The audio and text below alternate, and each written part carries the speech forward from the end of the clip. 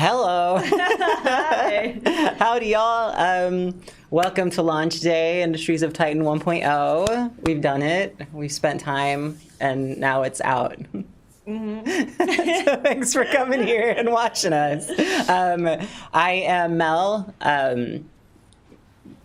video producer at BYG, and this is... I'm Lulu. I'm the lead writer on Titan. We both worked a lot these past few years on Titan.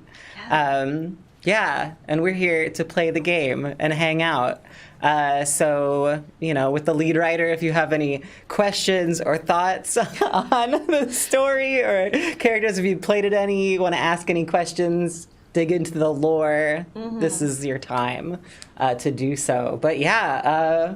And if you have any questions about production, I could help, maybe. yeah. The sad thing about producers are you're very good at it, but nobody ever knows. As long as things go smoothly, it's fine. But here we are in this nice, sweet space. Mel, how did you single-handedly produce 1.0? Good question. And Lulu, what is the best word? I had a lot of help from the team. There was certainly a lot to produce. On her own, carrying us. Top in my backpack. No, but launch has been exciting. I mean, this is the second game I've launched, though I've worked on a lot of other more like childhood educational apps and stuff in the past. Which is a lot of fun, but it feels a little different to make something that you kind of enjoy playing a little bit more. What's your favorite word? Not my favorite word, the best word. I think it is loquacious. Loquacious. Yeah. That's a good word. Yeah, I learned it when I watched The Road to El Dorado as a kid. He says that his Miguel tells Tulio his sword to do the talking, and he says it will be loquacious to a fault. And it's just a very good word. Now you know. Yeah, the best word. Yeah. You know it. You're welcome. Andy Dev here. Haven't played the game yet. Longtime fan of Clark Tanks and your studio overall, so wish you good luck with the release. Thanks. Aw, thank you. I edited some of the Clark Tanks and stuff that we put up on YouTube and all. That was a fun time. Yeah, people might not know that you used to be our video producer. It's true. Or you became a regular producer. If you watched any of the update videos from update 6 or 7 to update 18 or 19, that was me.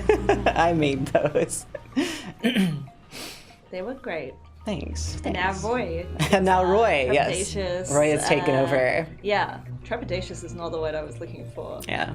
Brave. Skilled, talented? Yes, yeah. Nah, Roy's done a great job. The new trailer, the dev walkthrough, all that stuff was him. I love the trailer. He did such a good job. Yeah, and you helped write the script too. Did. Now we are playing video games. Yeah.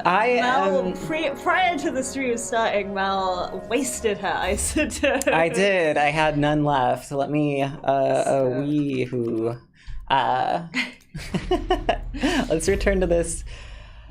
I'll load again. But so I'm playing campaign mode, which is the main mode of Titan.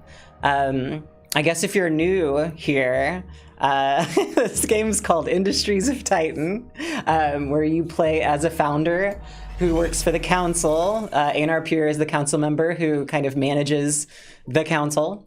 And you are given this space to start building your industry. And I've played where I beat that one, and now I chose this one. And you're kind of going around this map trying to get these victory sectors. You kind of see details, all this stuff. There's different corporate rivals, different levels of difficulty as you kind of wander around this map and kind of take zones. So I'm in this one right now. Who is your corporate rival in this? Quill, I think. Nice. I haven't met him yet, but Quill Boss is out there. All the rivals were run by Tina and they are so good. Mm-hmm. I think Quill was our first rival. Quill was the first one. Yeah, that saw the light of day. Hi Marielle, who has been here since update 3. That's awesome. Dang, that's before I started playing at BYG. Yeah, I started around like 5-ish. We're gonna need their hot tips. Yeah, right. You probably know more about the game than I do. No, but then Marlon was doing video stuff, and he helped with a lot of the other ones too. But yeah, he really set up a lot of the templates and just the overall visual style for the marketing stuff. It was really awesome. And he's working on other games now. We've announced Rift. Yeah. I was wondering the same thing. He's working on Rift of the Necrodancer, which is in the works and will be coming out in a day in the future. Yeah. Not tomorrow. Not one day, but one day in the someday. Future, Yeah. The royal day. Yeah. The royal day. I love the purple for that overlay. What overlay is that? That's the Zethane. So yeah, Titan, you're kind of on this moon covered in what was or could maybe be Titan, the moon of Saturn. Yeah, you're surrounded by the ruins of like the ancient civilization that originally colonized Titan, and you can see like the thing that Mal just highlighted is like an artifact from that time. We don't know what happened to that ancient civilization. We can only like pick up some context clues, but it's never clear what destroyed them, only that it was kind of a possibly violent end for them, and no trace of them remain. And we're now recolonizing several thousand years into the future, led by Intrepid, which was the word I was trying to look for Roy rather than trepidation. I see. Our Intrepid leader ain't up here because Titan is ruled by the Council, who are a not particularly nice group of people who, are kind of... They have founded your corporation with the expectations that you will achieve a lot, and in campaign mode you're aiming to get a seat on the council by proving yourself to them. Oh, system shock. We can't answer. What is our favorite unannounced project? There's so many. I know what it is. Yeah. But yeah. Now we're working on a lot of stuff. So the rivals are also vying for that seat on the council. There are, I can't even remember how many rivals there are. 6? 6 rivals. And yeah, Rin is my favorite rival. Rin is good. Yeah, Rin. I've been so a lot of the like story and lore can be found through I'll just show Oh, nice. Nice. That's exactly what I wanted to happen. Log that as a bug. You hit escape and then it crashes. No, sometimes I probably should have restarted the gaming computer before this very moment. Sometimes it gets grumpy. Sometimes it gets a little tired. It's normally just on all day. Yeah. Absolutely protesting, but we gotta look at this nice tree. Look at us go. That's what I really wanted out of the stream, was to look at trees. Titan. I was gonna say Titan doesn't. That's not doing anything. Wrong computer. Titan does have trees now, right? What? Does Titan have trees now? Trees? We have the park. It has parks, but they're not holographic trees. Yes. There's That's the most joy you can hope for as a citizen on Titan is trees. Yeah. So yeah, it is general kind of cyberpunk dystopia. You're creating this industry on Titan, and yeah, you can kind of get people to come and try to make their life a little bit nicer there. Let me hop in. Back into the game. But yes, there's a lot of... No, go away. There's a lot of different ways you have to manage that, where there's pollution and Yeah, so there's like pollution and their happiness level and like the different like habitability of their workplace and their living space. That whenever they're in those places, sometimes it can get so you're like managing all that to try to make the people happier to be there. And Zethane is the kind of fuel in the air that you're extracting. It's luckily mostly breathable, and it comes out of the crevices and sinkholes on Titan because of stuff that the previous civilization did that I don't think we've ever necessarily covered, but Back at it. Luckily, actually, that was a smart move for me to go look at the campaign screen because I saved it. But anyway, a lot of the lore you can find throughout. A lot of it's locked, different characters and buildings and different things. But a lot of it you can find in the Codex. And then as you play, once you complete the tutorial, through the tutorial you meet a lot of the different advisors who are here. There's the Admiral, your corporation's monitor, power systems engineer. Ayani looks great. Love them. And they all kind of help in different ways. And you can call them for kind of help, and they'll kind of see what you're up to and try to give you a good idea of what you can focus on to try to do better with that system.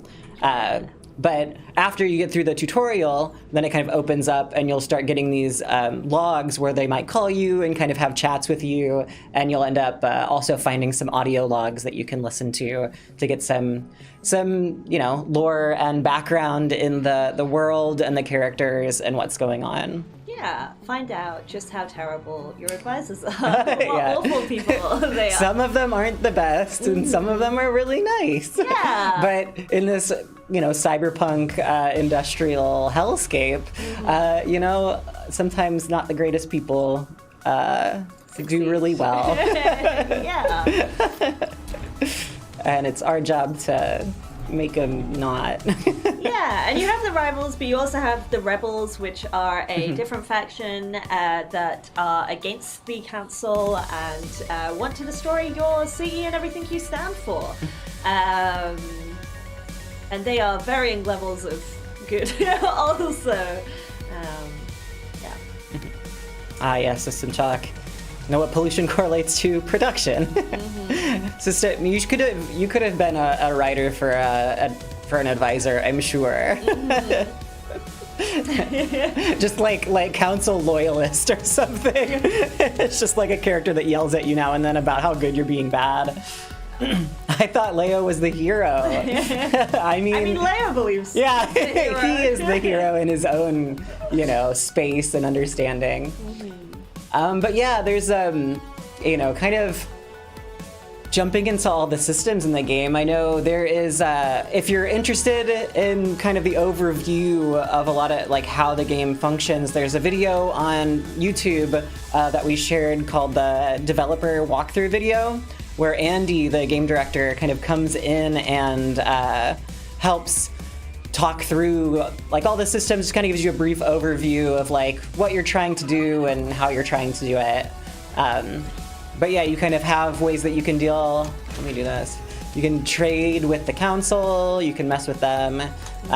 You have your citizens. I've built a little resident hall here. Otherwise, you can build, you can dive into the factories and build little habitat pods. Oh, that guy's not feeling super great. Oh, but you gotta go to work and watch ads in the monetization station so that we can make credits, so that we can pay our workers and other things. So yeah, all this kind of ties together in lots of nice, intricate ways, and you kind of Tetris this floor together. Mine is probably not the most efficient way, but I get by. Look at this mess. So what did I do here?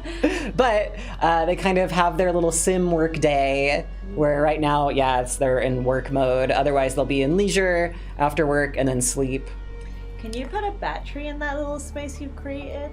That one? No, in the other one. Oh, the other one. That one? Yeah. Yes. Use that space efficiently. Can they build that then? They will, yeah. They'll come up Okay. and kind of remote build it with their little device. Well, I love the animation for the Z-Thing. I forgot about that. You Yeah, can a little see it swoosh. being sucked in.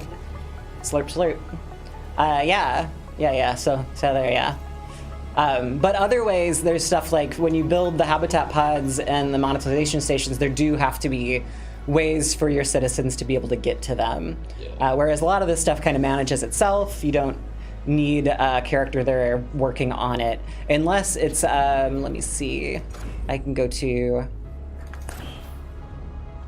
my delicious, look at all this garbage. Y'all sitting around doing nothing. I am not playing optimally. But here's one of the processors, level 2, where you can take your resources from tier 1. That's the normal ones that you get. They're all kind of, I don't know, indicated by construction units, where the first tier is kind of the least powerful. You can get the least amount of stuff with them. And then you can use these processing machines to bring in those tier 1 minerals and isotopes and then output them as this one, tier 3, which end up costing like, you know, each one of them is now 25 construction units. So they last a long time. But you also need like employees to work this machine. So you have to make sure that they can walk to it. But yeah. But I am currently in a Covered in- energy crisis. So this is typically how I play. Oh, probably because I created these huge buildings that are probably taking up a lot. So we need to But- build some pylons. I have enough to buy an energy plant. Yes. Yes. Sometimes I accidentally get the depot, which is just a giant battery. And then I'm like, oh wait, no, I meant to build the plant. Nice. But here, Get that going. kind of get that going. Oh, thank you, Pyman. Congratulations on the release. Yeah. It has been a journey. It's been a wild ride. And we've come a long way. Yeah, like 22 or so updates since we started early access, and most of those were done like monthly, every month doing those updates. It was really exciting. And then we kind of took some time and added more. I know the last one, because we took a little break, and the last one was us adding Over 100 patches. Wow. God, well, yeah, over like yeah. Lots of updates. many official marketed updates were a bit fewer, but yes. We all build 2 defense turrets, 2 factories that they never replace. Hey, Jared. Jared, what up? Howdy. You know what will generate energy? Exercise bikes hooked up to turbines. Yeah, in their leisure time, they can just run unendingly. That would be great. Oh, your energy plant is coming together. Yes. I'm probably going to run out of, let's see. Okay, yeah, I have quite a few idle employees, so they're good. I can probably be You're playing quite bit a better. nice employer. You're just like, Yeah, they can take chill. Your time, I don't mind, worry yeah. about it. 12 of them can hang out doing nothing. Should we get some more citizens from the? Oh yeah, I have a lot more. spaceport? Oh right. Bargain. Oh, for- because I built those. I see. Yeah, if you. Yeah, I was gonna say you can hover over to find out about the ships they're coming in on as well. There's little bits of lore. Because they're coming in from these different, like, this is, from Jupiter, we got from Mars, Earth, and Luna. They all have kind of their own, and Venus, they all have kind of their own backgrounds and, like, who's coming from these places. And different styles of ships as well that service Yeah, different areas. Thanks, Devil Twin. Yeah.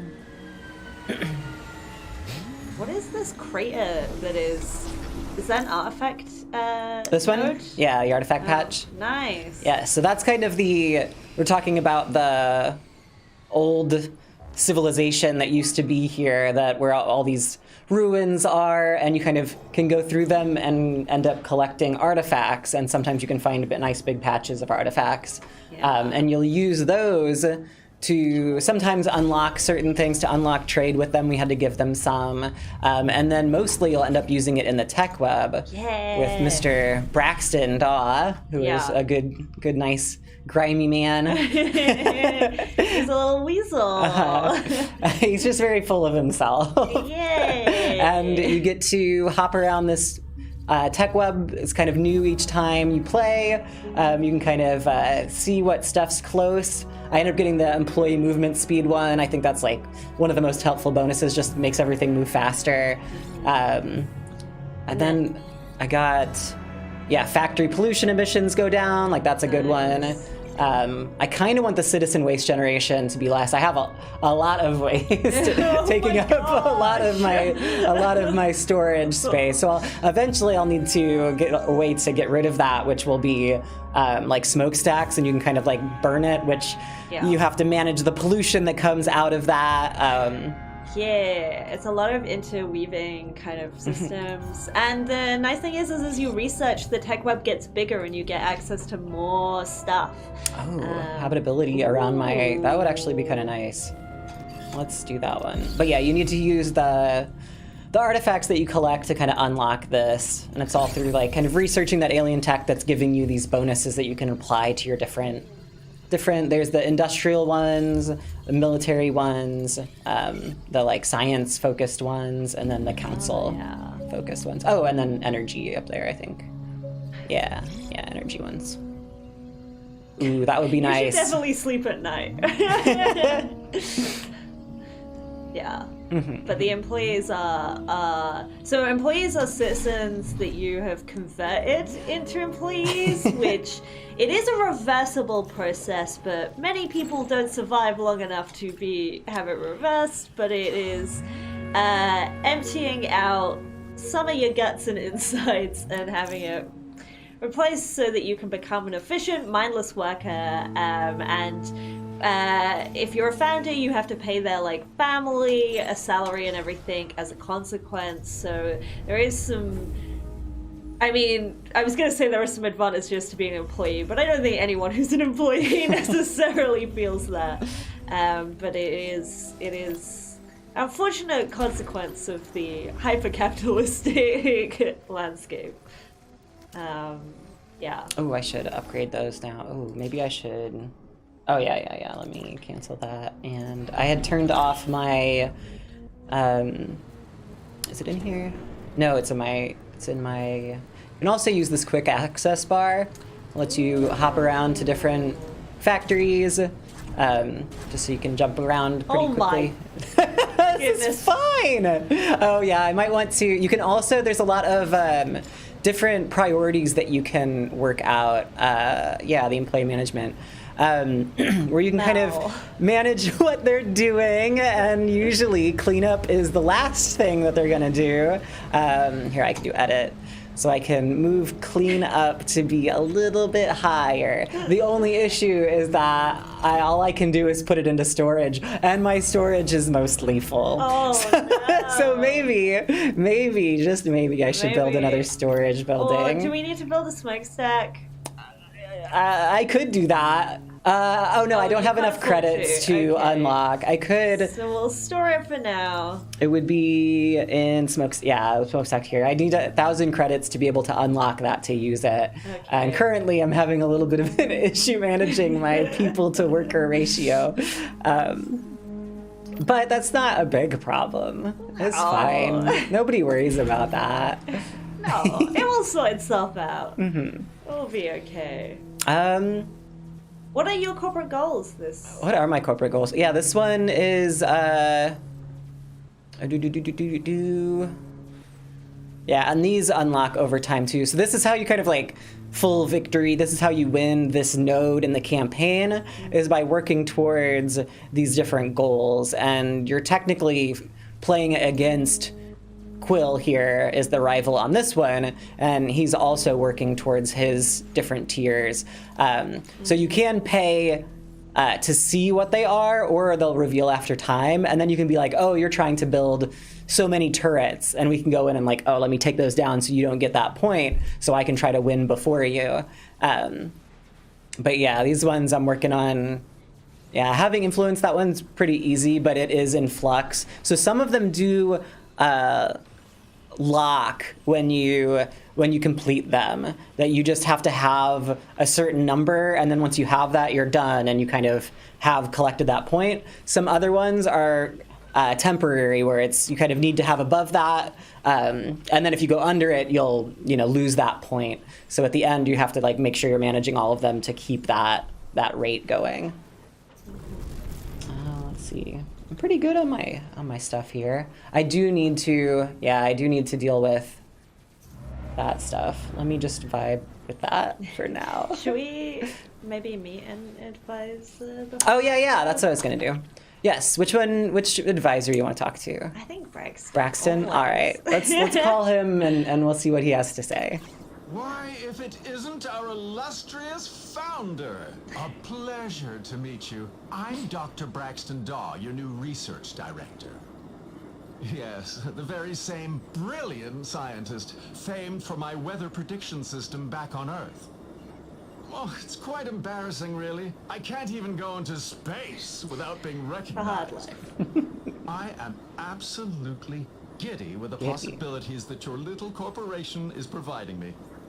I will be sure to keep you abreast of my discoveries. I know you'll be happy with my work. Your voice actor is so good, which, fun fact, same voice actor as Vern Skull. Oh, yeah, let's talk to Waste Vern. advisor.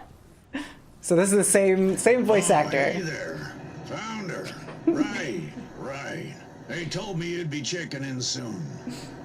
I'm Vern Skull, your waste management officer. So I gravelly. think that title is pretty reductive, but yeah, I'm the one who moves That the range, waste around. for real. You make the trash, I move the trash. You dump the trash, I burn the trash. It's a beautiful partnership. And boy, you do have a lot of It's trash true. piling around your I city. do, yeah. It's true. More than anything else I We'll own. handle it later.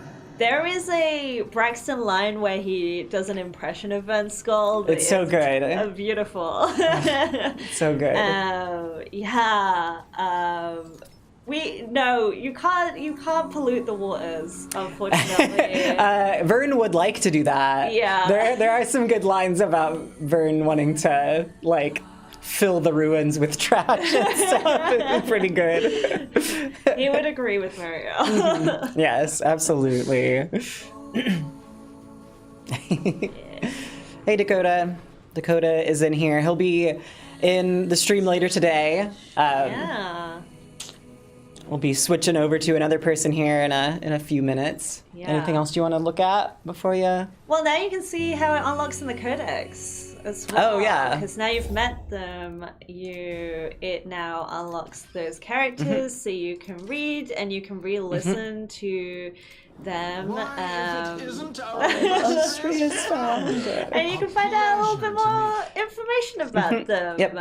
There's What they more got to- up to in their life. Yeah, they all kind of, they get chummy with you, kind of talk about their frustrations and their issues. Yeah, and like there are some characters as well that you will unlock logs from that you don't meet in any other capacity. They are like audio logs you find, a kind of found footagey kind of style where you will get more insight into life on Titan. And Yeah, I've just started. I've been going through and listening to a lot of them because I have a save that has it all unlocked, and it's been really fun. Yeah, seeing just the everyday person's life, like the citizens that are looking at the monetization stations and how that stuff works. There's really awesome story around those things and how the characters are dealing with it. yeah, and they were written by our writer Tina and our previous writer Laura Mache, who did a lot on the work before me. I joined like a week before early access. But Laura Mache, did a lot of the world building, did a phenomenal job. Yeah, in a night modem, you ask if there's voice dialogues in the game or if some text-only characters. No, they are all Fully voiced. Power Up Audio helped to do all the sound effects in the game. Danny B did all of the scoring, the music, but Power Up Audio helped with the writers, connecting us with some amazing voice actors that have voiced all the characters in the game and put in so much time. There is like good hours of voice acted. Many hours. Yeah. Like there is a lot of nice like background and lore if you like check in with the characters and kind of continue to play to get the audio drops to be able to listen and chime in on the story. And you're like, it gets unlocked over time, so there's often new content to find. Yeah, kind of as you play, you'll end up finding, this is my favorite. So there's also weathers. We'll jump away in a second, but this one's Zethane emissions. If you notice, the screen might have shaked a little bit, and then all the Zethane is like increased by a ton, and it's so pretty. We worked with an amazing team, SLG Streamline Games. And they had a VFX artist that came in and added just a ton of amazing polish in like the more ending time of the game development. And this was one of them, and it's just like one of my favorites. It just makes it look so cool. It's gorgeous. Oh, and we got the voice soundtrack song. I've never heard this in game before. I wrote this. This just got added into the game one of the writers within the on past this, month.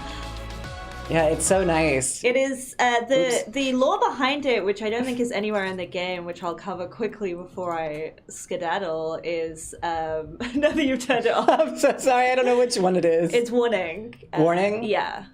Number 7. There you go. So the lore is meant to be that this is... Oh, is it Warning? I think so. Yeah, it is.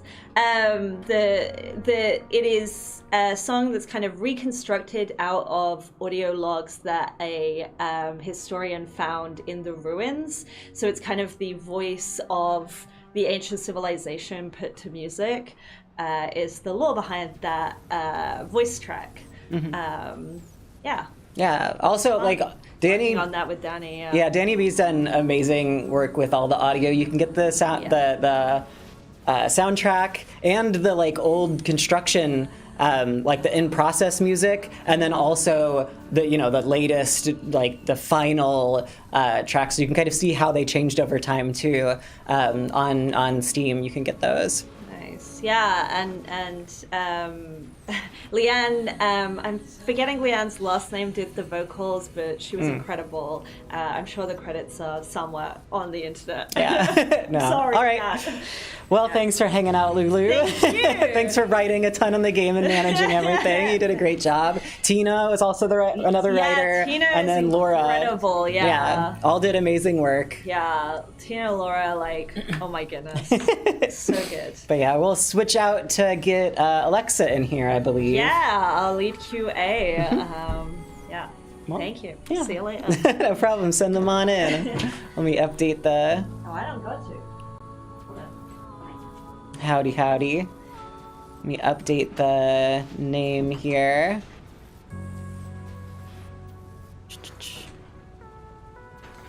Hello. Howdy. Oh my goodness, it is warm in here. Oops, wrong keyboard. It is warm, and it will continue to be warm. I forget it, but it is a warm space. Sorry, I just want my hat. Defeating the purpose Yeah. of it being warm. All right. There we go. Yeah, updated the name there. Good, good, good. Hello. Howdy, Alexa. Hi, Mel. So you've been here longer than I have. I have. And you've been QAing Yes. for from the olden days. System Shock. I have been here since late 2019. And I was the first QA hire at the studio. So Yeah, back then things were very different. It's been actually a while since I've worked directly on Titan. Dakota kind of took over for me because we have a lot of other projects going on, but he's done an amazing job with all of the testing and stuff leading up to launch. I've been helping out kind of in the background, but he's been running most of the show. So yeah, exciting to actually be looking at this game again for the first time in a while. See it out. Yeah, I'm sure it's Yeah. changed since you last like worked on it. I mean, yeah, the specifically. last time I worked on it was probably sometime last year in the summer. Gosh, yeah, in this last year we added campaign mode. Yeah, I mean, which is- I was around for campaign mode, but like all the new buildings and stuff, I wasn't there for that. All of the like last little things in the game are like, yeah, basically new to me. So pretty exciting. Pretty exciting. Yeah. Never thought we'd make it here, but here we are. But here we are, yeah, and like, yeah, System Shock brought it up. Who's this? Maybe a character in the game. Weird. Yeah. Name twins. Yeah. What are we doing in here? We are uncertain. I'm working pretty well. I think I do need to try to get more credits. Oh, I need to deal with my waste. Right. Yeah. And I just built a new storage unit, which is all waste. Well, where's your smokestack at? So I need to get a smokestack, but I you need need credits. credits to get that. So I need to just absolutely bring more people here. Yeah. Yes. What about trading with the council? Oh, that's true. How many? I mean, you haven't. Oh, I could kinda- get You could get some. some. How much do you need for? 1,000. Oh yeah, you got. a ways to go. Yeah. That's the problem with taking more employees at the beginning of the game. Okay, I my think projected balance for the day though is pretty good. Okay. I just need to get through the next work day and I'll Right. get a nice bump. Yeah. Okay, that's not bad. Yeah, when you have more employees at the start of the game, it's like. Yeah, let me save out again and hop into Weehoo. Overwrite that game. So we were talking about the campaign map. Oh yeah. Yeah, and that was something you just brought up. Where since I had completed the central one, and I'm on this node over here. As you complete them, depending on the difficulty you're playing it on or what, Right. there are like 3 different winning conditions where you can get the lowest one is the bronze, and you'll get some stuff, but you get this favor, which Right. comes up over here, and then you can kind of expend this favor to give you different bonuses as you play through the game. And Right. since I already had this one, I started with 20. And I shoved it all into just a bunch of employees. Yeah. And then extra credits. Normally you only start with you gave yourself 4,000. extra credits too. Yeah. Okay, that And normally you helps. only start with 8 employees. Yeah. So I gave myself a little bump in that way, but there's a bunch of other ways that you can push if you're like playing military stuff or trying to like, claim cost of ruins going down, free technologies when you start. Yeah, so there's a lot of good. like different ways you can give bonuses, Yeah. but I just kind of wanted to be able to build stuff a little quicker and kind of move around faster. Yeah.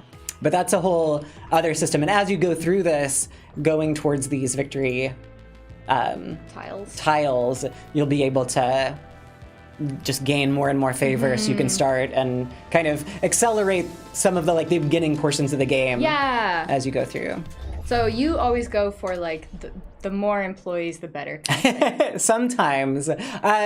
Or it's more that I don't want to deal with making more employees. Yeah, that makes so I just like having a chunk of them so Right. that I can kind of play for a while without having Yeah. to do that. Because normally you'd have to be, I would need to be like making more conversion units, which is like, as we, if you want to. Yeah, it was like. It's just the music in the game. The audio was there. It's so like normally you kind of run this system, the HR system, which Mr. Leo Visk is the head of human resources, man. talks you through, but kind of this balance of making habitat pods to bring in citizens that can then go into the monetization stations and create your credits, and then you can build. You can build conversion capsules to then Yeah. kind of turn them into these the employees in the city. But you gotta have enough credits to do But that. you got to have enough credits to pay them. Yeah, yeah. So Yeah. or to pay their Yeah. family members. I really tend towards buildings rather than factories. I don't know. Well, so me and Alexa, the times when we tend to play the game, because a lot of the times I played just to get footage for the Yeah. trailers, and that was a lot of us using cheats. Yeah, it's so, been a really long time since I played this game. Just vanilla, no cheats. so normally when I start, I have everything I want. Yeah, I have everything. I spawn a bunch of workers. I set the cost of buildings to one Exactly. mineral, and I completely bypass the factory stuff. But it's like incredibly important to work through that, to work through your processors, to get really utilize your minerals and isotopes in like the best way to get the most out of them. But when you can cheat as a developer, It's just easy. it's nice. Yeah. Oh, I'm running low on Uh-oh. gas. I need more fuel. Okay. So I gotta manage. So you're kind of like always trying to put out these fires. It's rare that you've got your city in a way that it's like, this is comfy. Yeah. Because you always need some more stuff for something different. Exactly. Yeah. So Are like, you a pause player and then you do all your stuff and then you hit play, Not- or do you not just typically, keep because I going? usually Okay. just cheat and just put it on the fastest. But I've been not paying attention and don't want to like get myself in over. Yeah.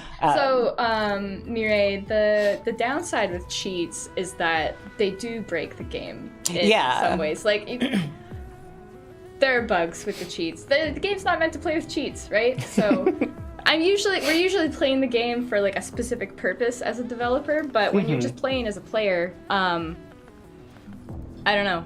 Yeah, You 'cause don't want to run into that kind of stuff. a lot of the cheats are like being able to just auto-complete missions. So as the QA testers test through the campaign mode, they can make sure that like, okay, I won this one.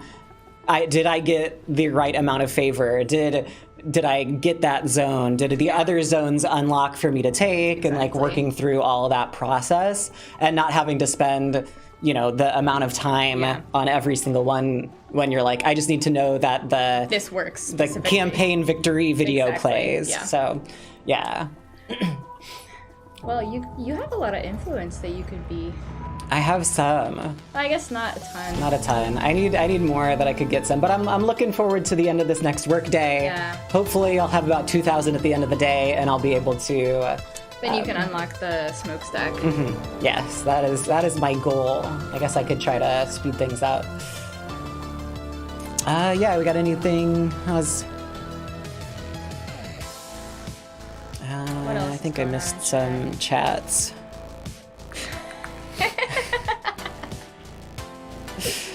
Hot producer tip. Following up the favor system explanation Yeah. with, but you know who deserves extra credit? All of you. It's true. Everybody did so much hard work over these past years. Ooh, Just Give me. free stuff. just free stuff. Pretty Gimme, nice. gimme. Oh, if you converted one of your citizens right now, you could pick up. Oh wait, no, there's a new one. Perfect. Yes. Work more. Give me more.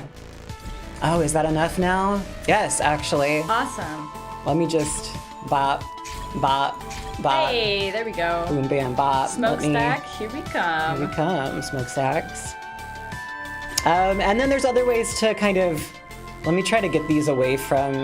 Yeah, you want to move them away from your residents. 'Cause Yeah, it's most of my kind residents are over there and stinky. over there. Okay. So yeah, we'll make pollution. And you can do stuff like. And that's downwind too. So it'll Ooh, be nice. slowly pushing that way. And the wind doesn't change direction, right? It does sometimes. It does a little bit, but it has like a general. Like a general. It's Yeah, going this so like way and in this there's- match, it's gonna go generally that way. But then there's some like sometimes you can get there's different weathers that come up. Right now it's clear skies, so we're all chilling.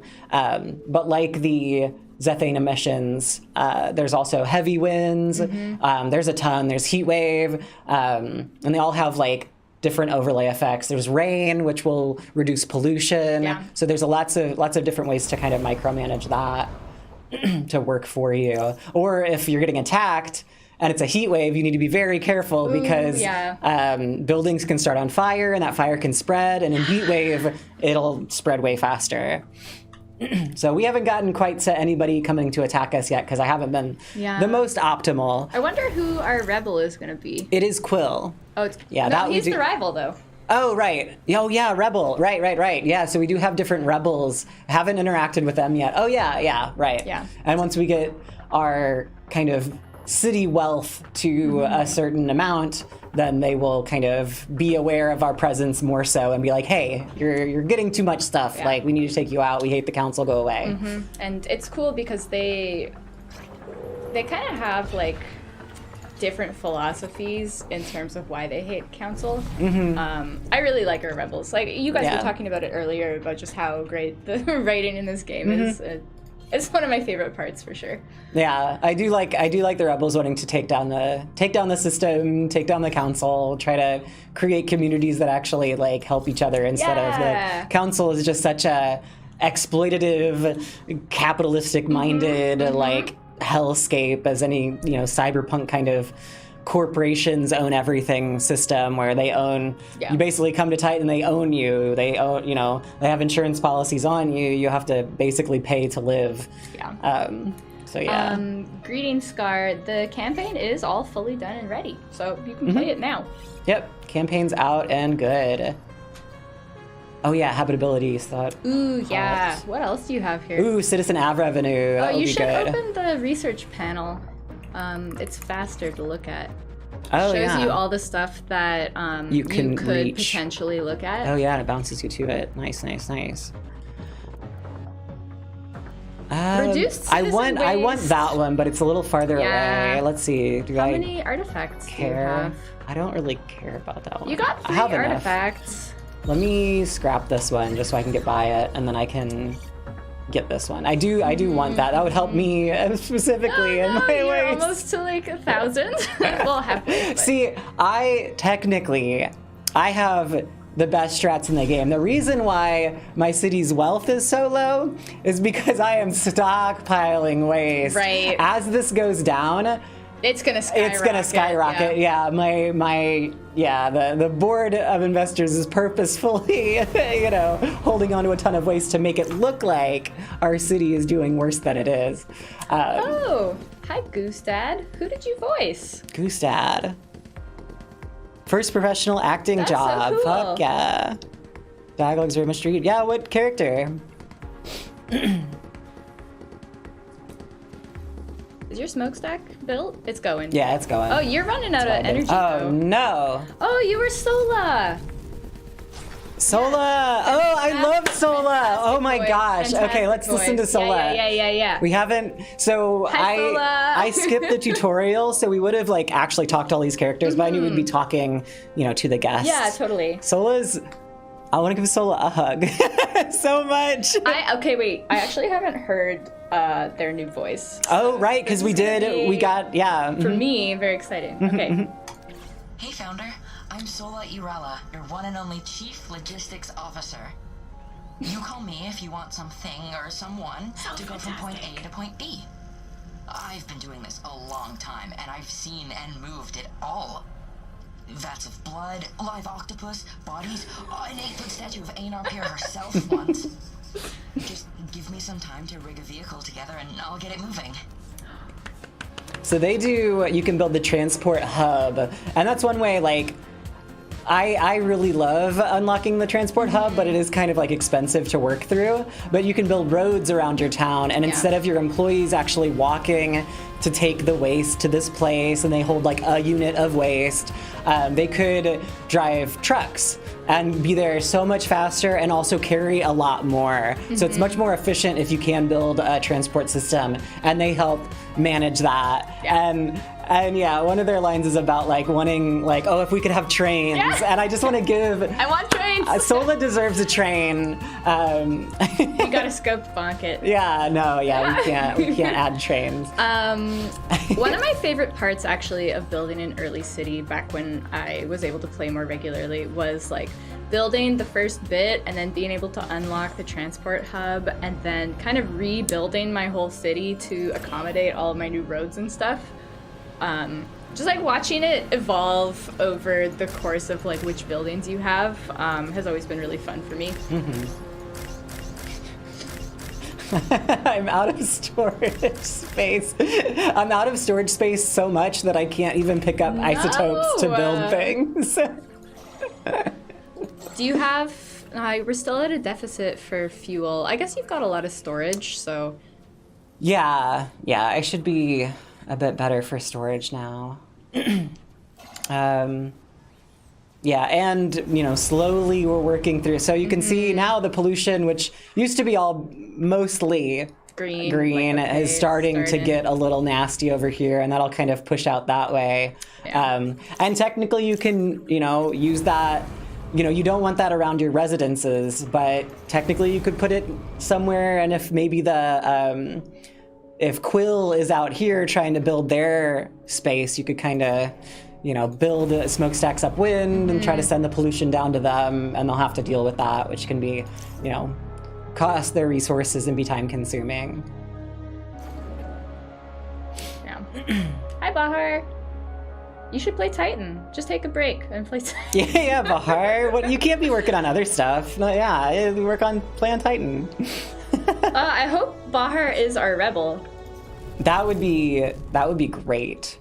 I need to, you know, we'll get there. No, you're burning waste. Yeah, I just need to speed it up. Yeah. And I could also upgrade this so that it would burn more waste and be able to do it quicker, but it's fine. Yeah. It's doing what it's I mean, doing. then the downside is you're gonna have more pollution. So. That's true. I also don't have enough isotopes because I don't have space for isotopes. I need, oh, right. Also, so one thing you have to manage, since I did move cleaning up above everything, they're just doing that. They're now. going to prioritize. Yeah, look at that. Yeah. You should add some dedicated employees. That's true. What I should do is move cleaning down and then add some guys to that. Yeah. I'm a default priorities kind of gal. Yeah. Yeah. So I'll just, at least one person will be cleaning. Someone to that. Someone died.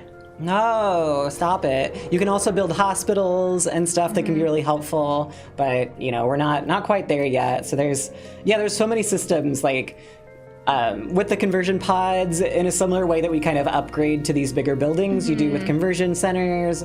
You can do hospitals, which you can put next to your residencies to make them withstand just the nastiness of Titan's air and any pollution. And then you can build parks that can make the people happier. You're refining resources, right? I am. Okay. That can sometimes be my issue because... Are you refining isotopes too? No, I turned that off. But I should be. I feel like we got a lot of minerals. We do have a lot of minerals because they're all being upgraded too. Yeah. Maybe I should, you know what? I will turn off just run minerals for a little isotope bit. shit for a bit. Yeah. Sorry, S4 on stream. Is that allowed? This is allowed. Yeah, you can. Yeah. I have a few times. I told my mom to watch. I'm sorry, Mom. If you're Sorry. here. I don't know. never occurs in our lives here.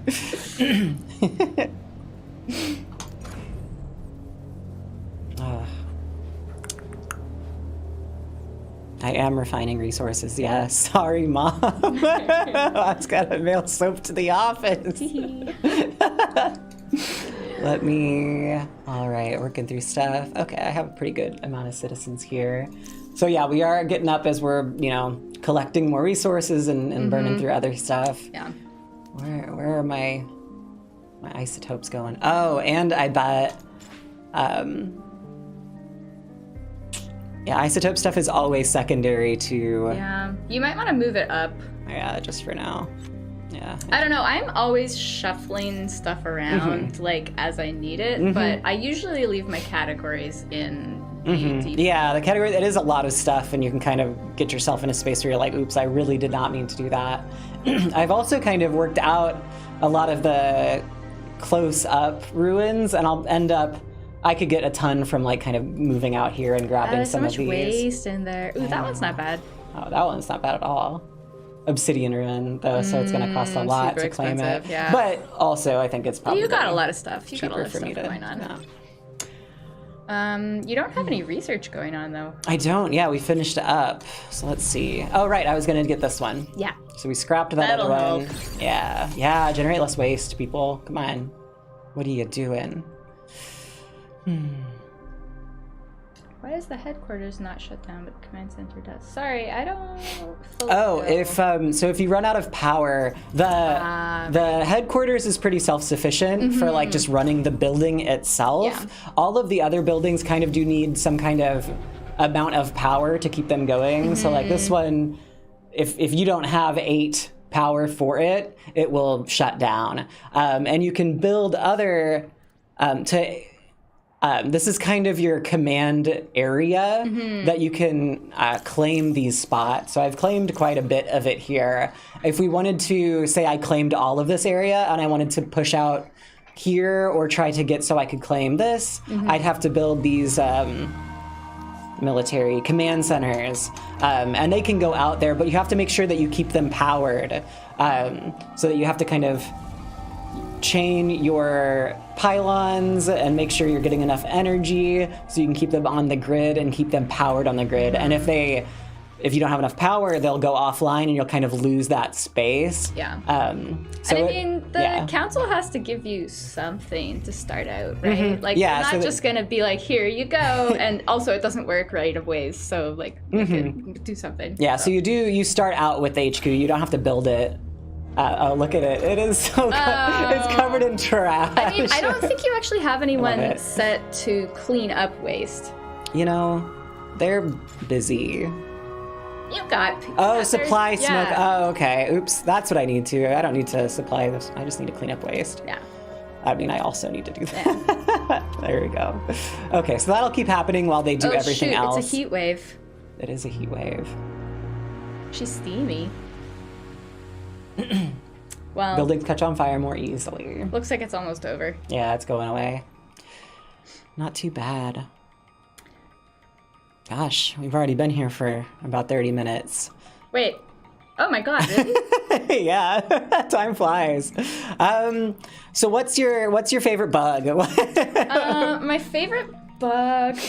There's so many. Do you want funniest or like worst bug? Both. Give me the funniest bug. The funniest bug, I think, was we had like something going on with one of the overlays. I'm not actually sure what exactly the problem was, but you would click on the transportation overlay and there would just be like a giant truck outline like sitting in the map. And although, Like you just go to this outlet and then it would be a giant truck. yeah. Nice. Like it would just be floating there.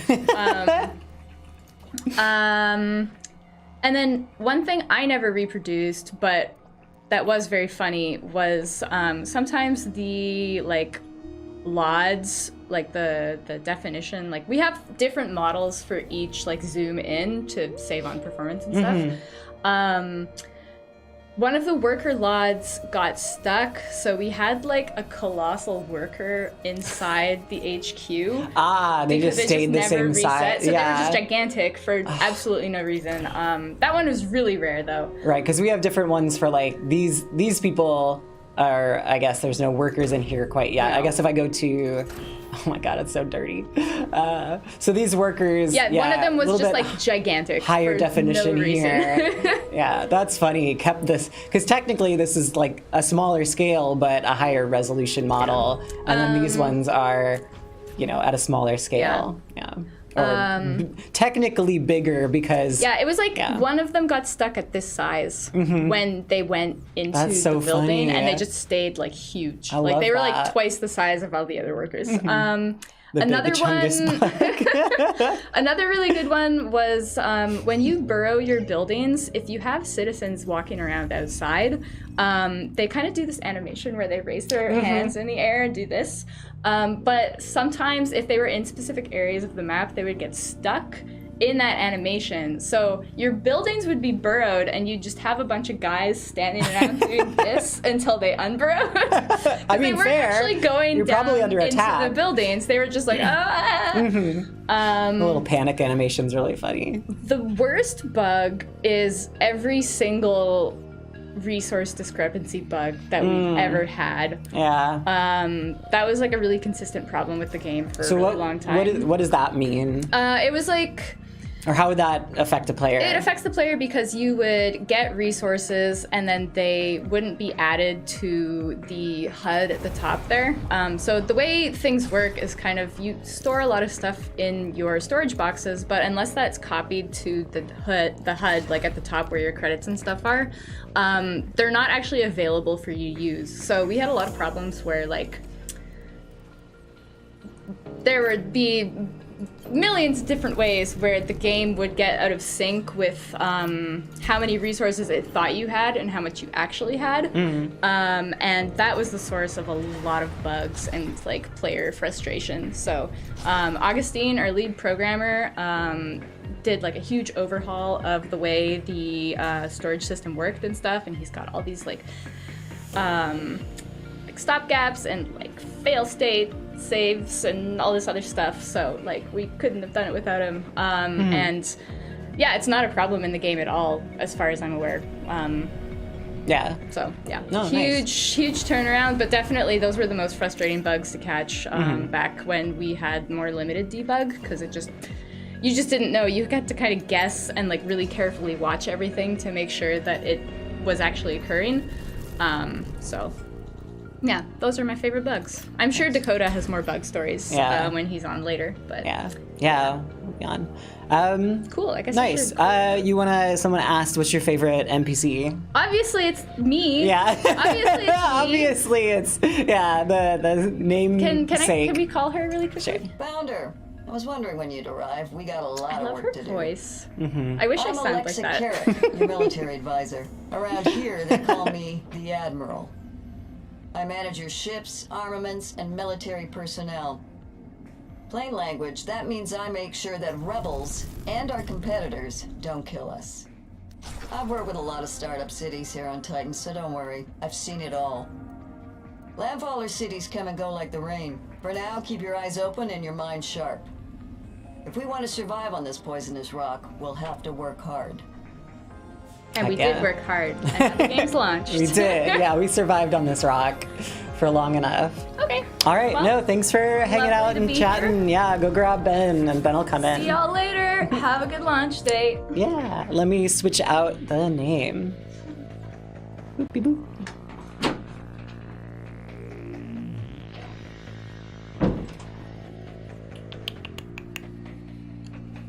Right.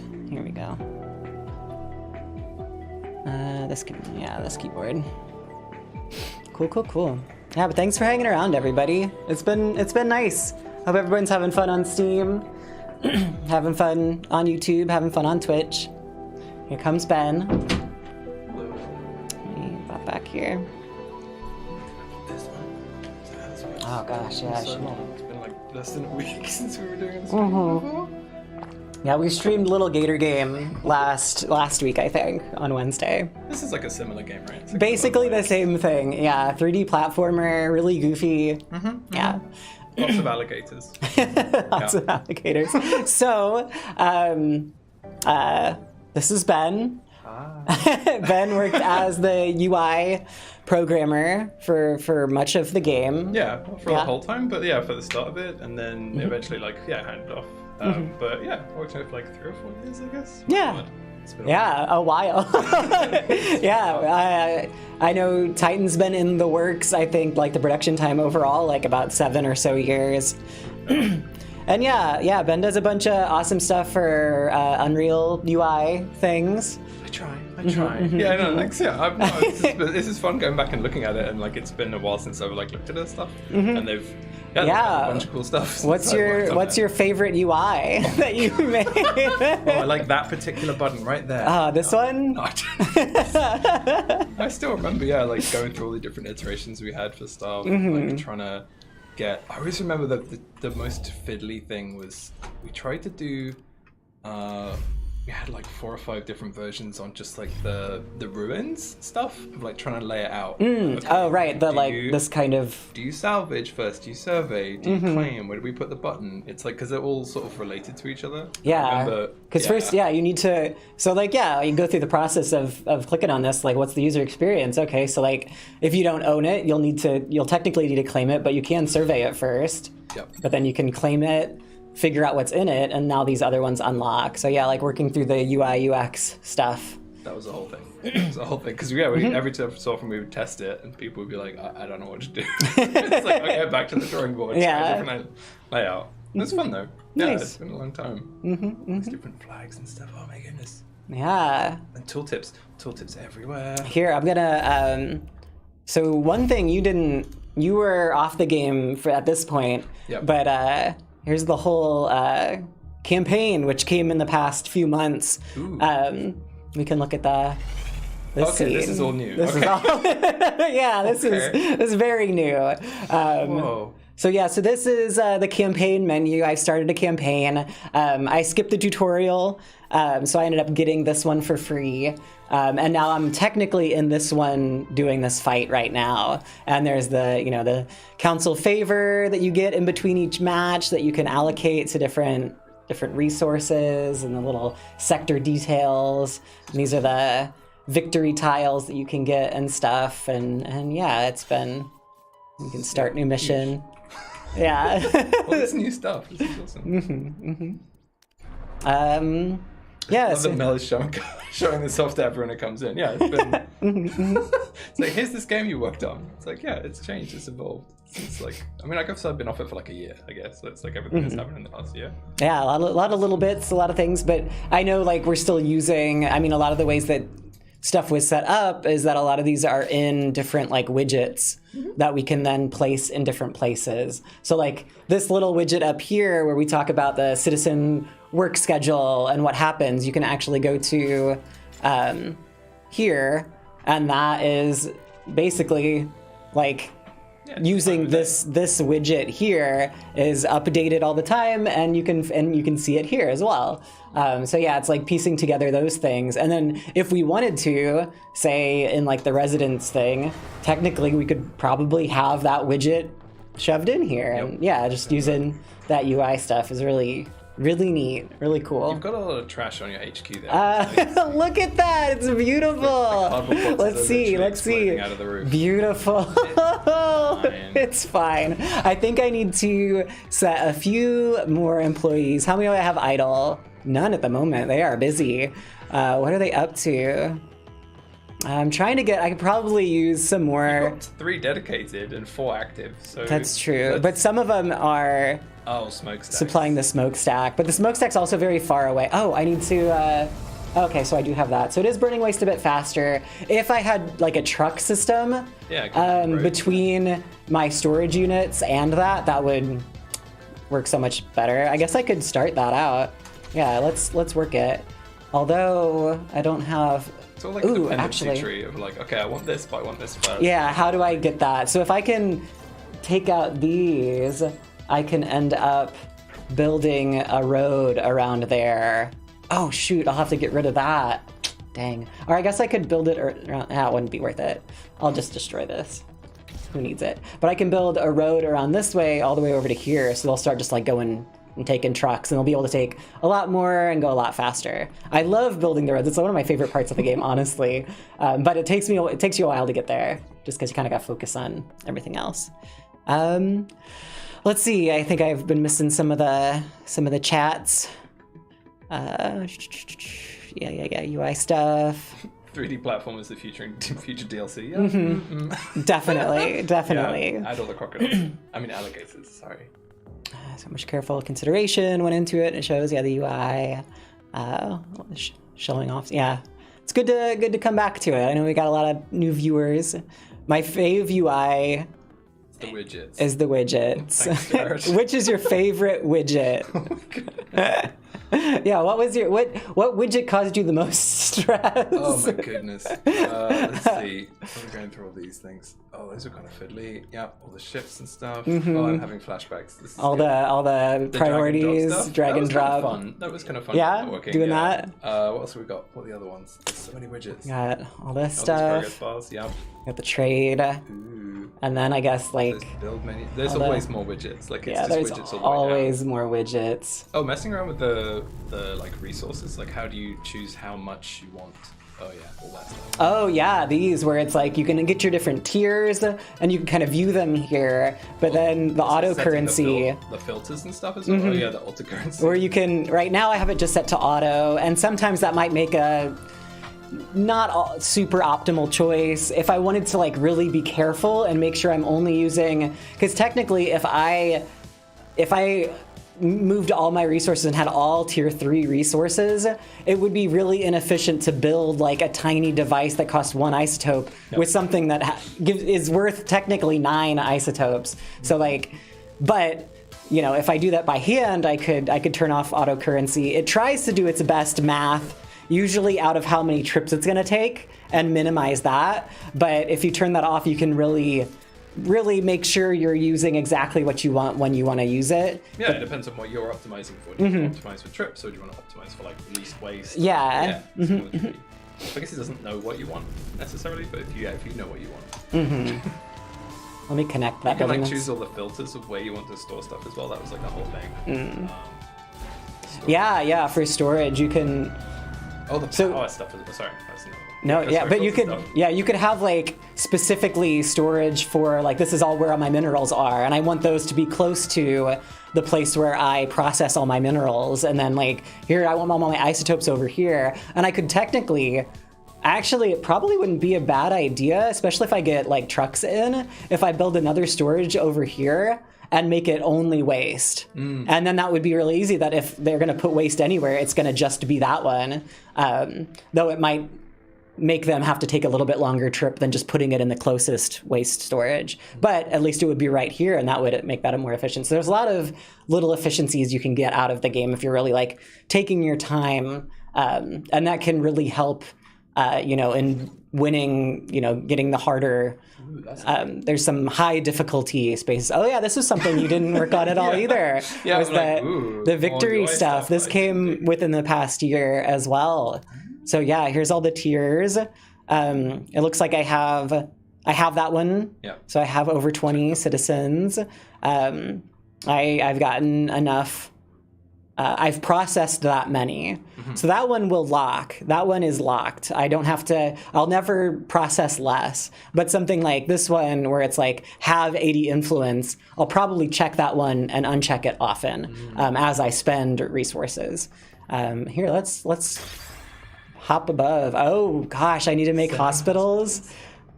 Monument Center, that would be great. That would be grabbing that thing, which gives you a big boost in influence. Maximum in generation.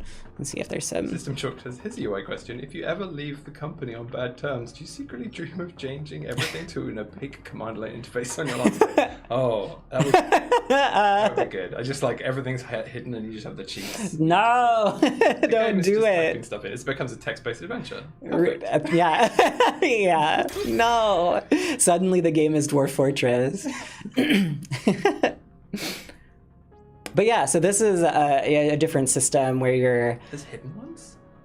Yeah, you don't know exactly what you're trying to get to as you go up. So you can wait the amount of Titan days, which is like, this is the simulated time. So I've been playing for about 2.5 hours. I started before stream just to get going a little bit. I honestly haven't done too much on stream. We've been talking, which it's fun. is the Talking about the purpose. game, yeah.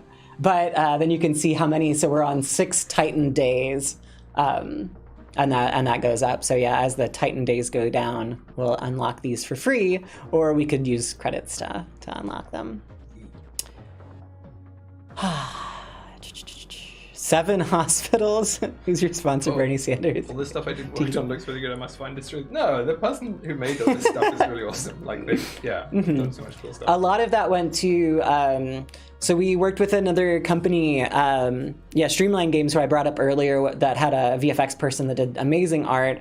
We had some programmers that helped out, and they all worked on a lot of different bits, but the main one that worked on a lot of the UI was Alvin, and they were awesome. They did a bunch of that stuff, so Augustine didn't have to do the UI things because he was focused more on bigger systems and background stuff.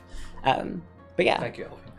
No, thank you. You've done a really good job. Yeah, they did all the campaign stuff, a lot of the the victory condition stuff was a lot of their work. And yeah, their artists made a lot of these icons that went through the game, like really incredible stuff. They were incredible to work with. Oh, new characters. Yeah, and so here's the rival. We haven't met in person yet, but let's see if... Okay, so they haven't done too much. So you can see what they're up to. Ah, okay. Yeah, you can kind of see what they've done. So they're probably still in an early state like I am, because they kind of scale along with your city's worth. At some point, my worth will be enough that the rebels will notice me. Where's your turret? I haven't needed one yet. I am prepared to build one. I should build a turret. Yeah, I have more than enough tier 3. So I did unlock it just in case. I will, where we got? Okay, that'll work actually. Build a turret. Just in case. I can turn it off. There's a lot of there's other strats you can do about do you need this building running at this moment? Or is it okay to let it go? So a lot of people will do stuff where they'll turn off their defense turrets because they use up a lot of energy and fuel, and you can just kind of you know what, I only need that if I'm being attacked, so let me just turn it off. And they also require a worker to be there, so it allows you to...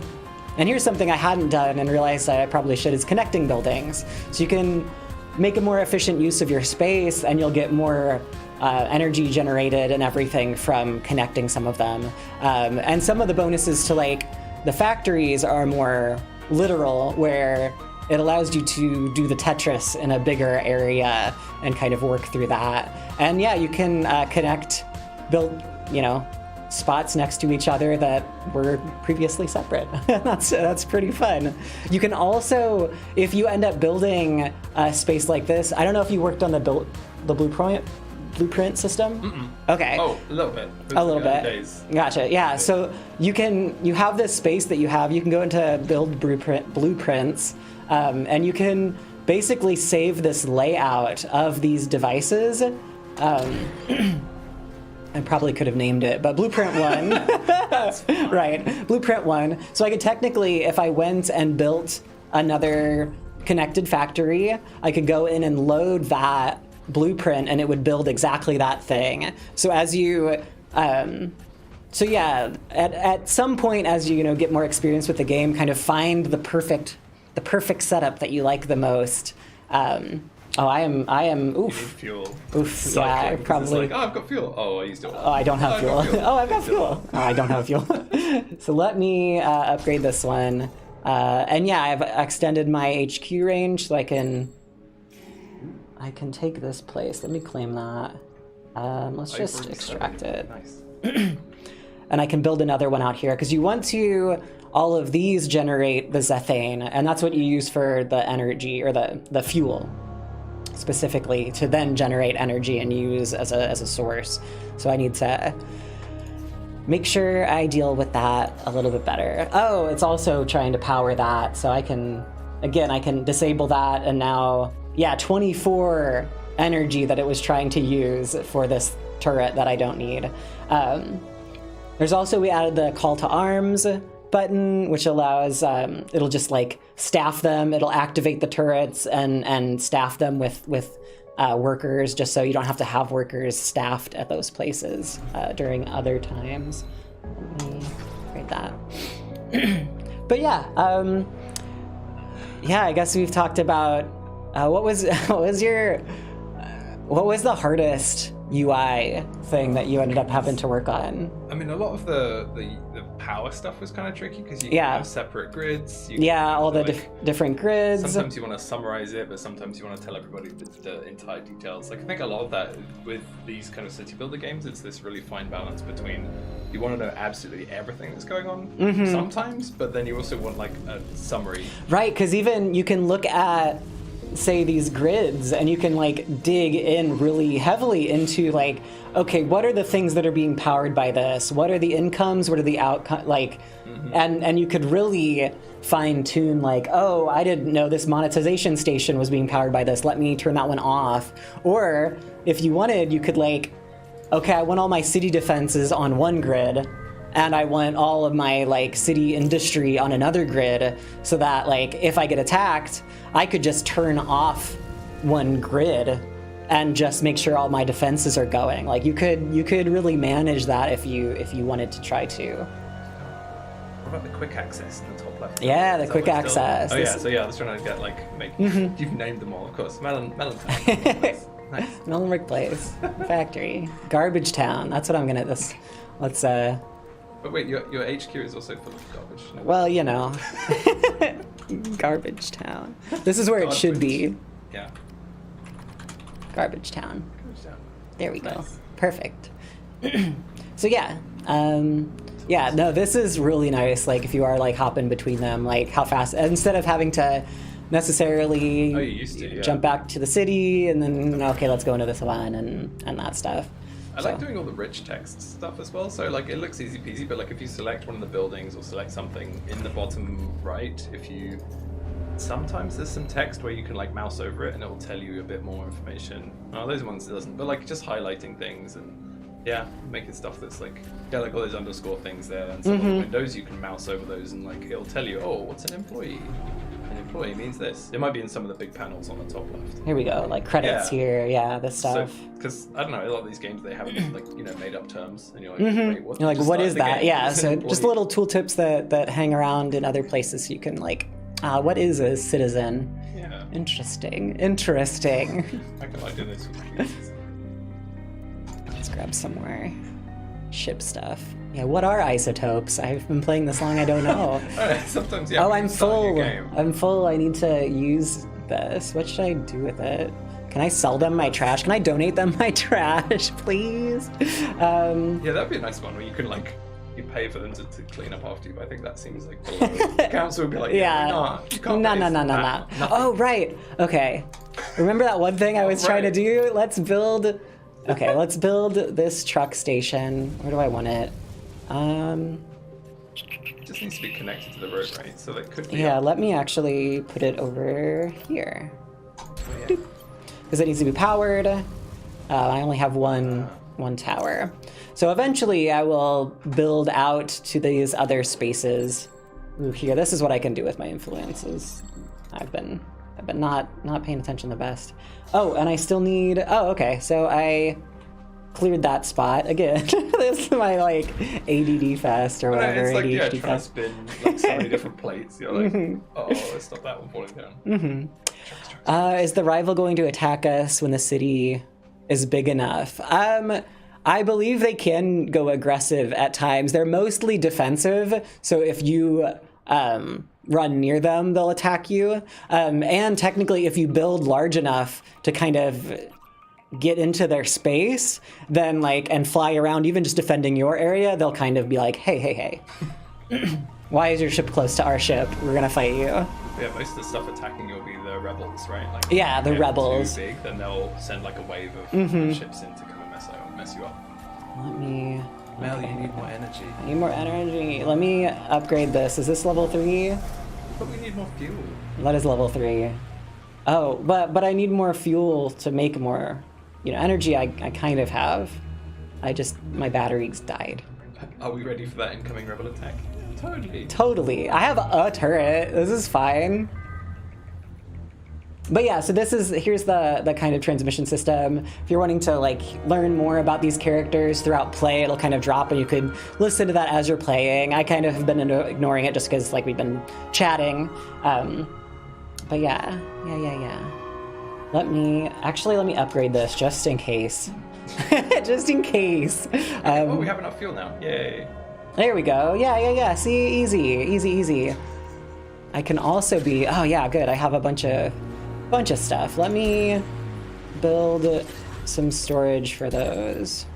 Yes, awesome. We have our truck. Let me do.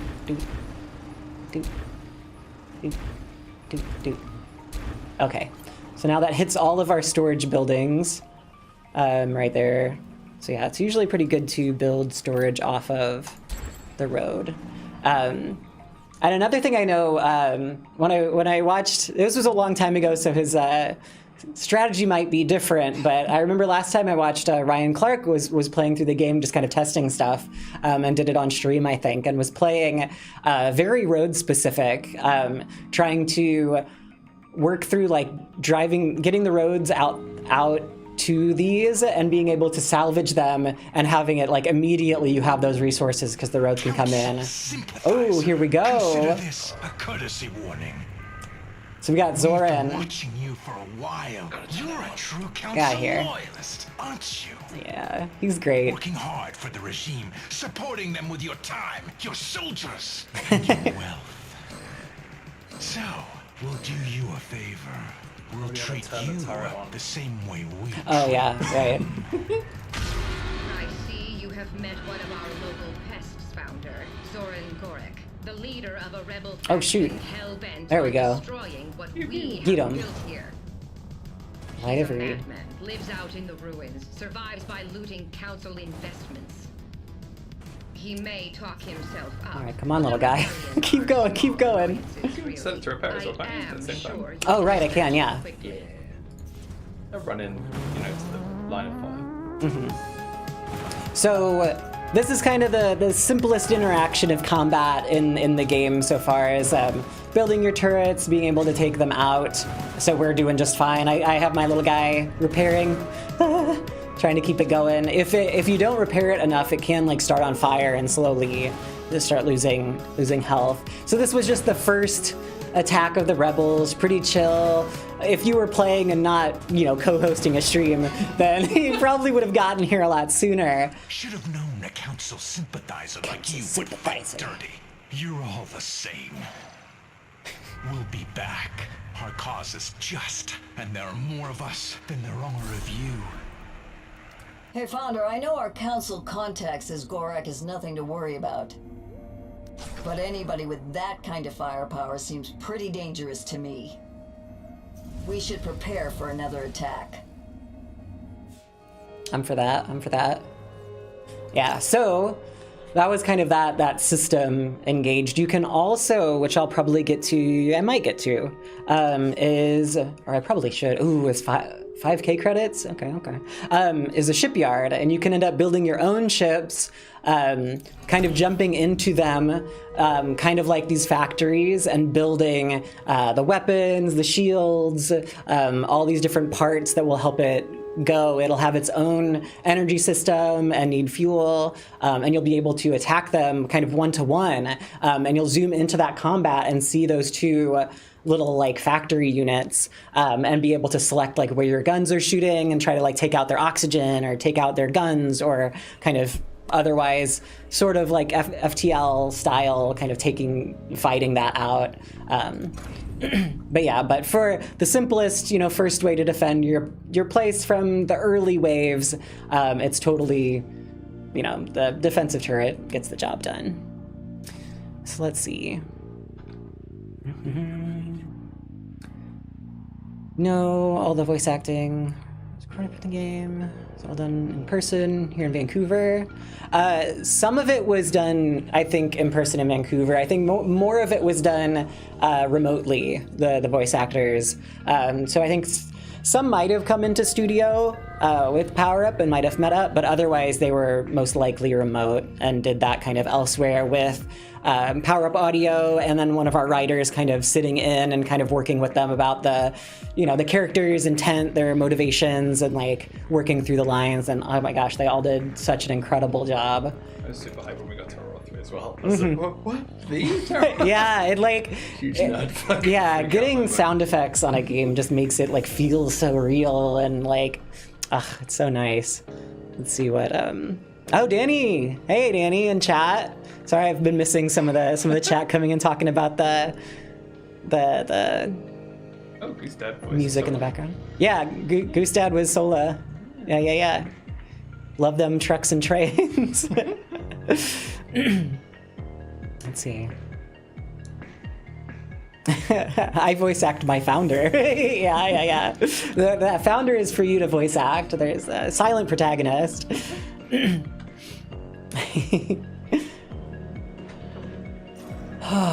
Well, gosh, this is built out pretty nicely. Well. Like, I don't remember the weather being quite as much of a thing. There's like rain, Yes. and I saw a heat wave. Yeah, heat waves, heavy rain. There's different levels. So yeah, the heavy rain makes the pollution dissipate quicker. So you can see the wind. There is a little bit of wind going that direction. You can kind of see that trailing in that way. And good that we built it that way. Otherwise, it would have been going over our city, and that would have not been a fun time. It's still green though. You can totally have more pollution. Oh yeah. It's not too bad at all. Yeah, really chill, easy pollution. No one would mind. Yeah, it's only 25% polluted. So you've got your trucks up now? Like, you've got your... Yes. road. Oh yeah, I got to let me buy more trucks.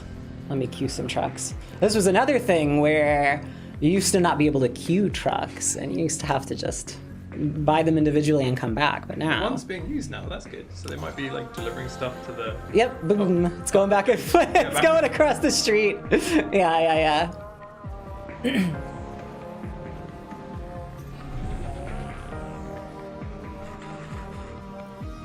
But yeah, you got the little, like, it's so, I don't know, it's such a nice aesthetic of just the little...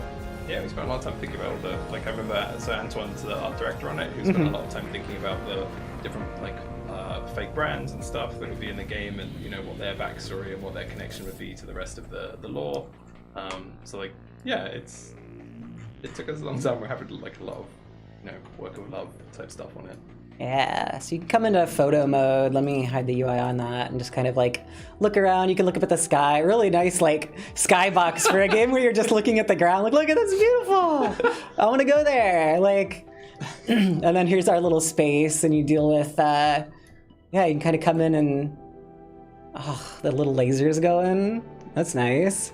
Now I want to see a skybox in like every game where you're looking down at the ground. Right, yeah. Civ, where's your skybox? Come on. But let's show the UI. There's a lot of little, you worked on this, yeah, right? Yeah, briefly. Yeah. So there's a lot of like, you know, getting different depth of field stuff, zooming out, like getting that nice, yeah. Tilt shift stuff. Little tilt shift where it's blurring out the background. You can kind of mess with some of the temperature. There's some, you know, get a nice vignette going, up that saturation. You know, let's tint it. Let's get some real temperature. Here we go. Yeah. Contrast higher. This is a cyberpunk dystopian. Let's noise it up. Here we go. You do height fog. Oh yeah. Height fog density. No fog here. Exposure. Yeah. Look at this. It's beautiful. Bring my sunglasses. Yeah. So you could take a little nice glamour shot of your town. Let's do that. Where do we got? Take a screenshot. There we go. Yeah, it's beautiful. It on your Insta. And I can post it. Yeah, I'll see if community management will post that one afterwards. Time to swap. Okay, I've been... All right, thank you, Ben. Thanks for coming in. It's up for Dakota now. Whoop. Weep wop. Yeah, Antoine, great work on a lot of the art. Did all the really voxely stuff. Then Nick came in and did a lot of the non-voxel things, the environments and whatnot. Hello. Hi, Dakota. How's it going? How is it going? So Dakota, what'd you do here? I did a whole lot of QA on Titan. A whole lot of QA. A beautiful amount of QA. Has been hard full-time QA in it for the past good while. Yeah. Yeah. Thanks for working towards this end. It's been a lot of nice hard work getting It's been a lot of fun. Yeah, getting it shippable. You said you pushed the button. Yeah, I got to push the ship button. That was exciting. We shipped it this morning. Got to make it live for everybody. Oh, let me update the name in. I've never actually seen any of this interface. That's fun. Dakota. Bam, bam, bam. Oop. There we go. Good old OBS doing its job. Good stuff. Good stuff. All right, I know. So we did have Alexa on earlier. Here, let me just, as I have been doing, let's do a nice save just in case. Gotta love that overwrite save feature. Yeah, so nice. I can look at our little space here. So you ran through and played the game over and over again a bunch. Yeah. Yeah. You tested all of this stuff, making sure every little bit of it worked, everything says the right stuff, all of their, checking for any, typos or it displaying the wrong thing or the tooltips being wrong, all of it. And this one, so I'm still pretty early in this campaign. I just started today, finished through the main area, and now I'm technically in this one, kind of doing my job, collecting some favor. This one does. Mm-hmm. Not being the most optimal, mostly due to just chatting in times. But so what? I guess I'll ask some of the similar stuff like with Alexa. What was your favorite bug out of like goofiness?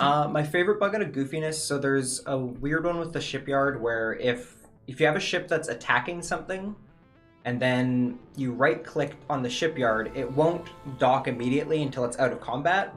But if it parks on a very specific tile above the shipyard and then you try to dock it, it will just spin forever on top of it, like trying to find the right position. Like, where is it? Help me! Endless donuts. That one was really, really fun. That one sounds great. It's really good, yeah. As much as I like just making my own ships do donuts, I think that would be even better to just click and see it just like auto donut button. Yeah. How did we get rid of it? Why did you? If you didn't find it, then I could do it right now. Yeah. But there you went and removed such a fun thing from the game. Sorry, I'm cruel like that. That was great. What was the nastiest bug?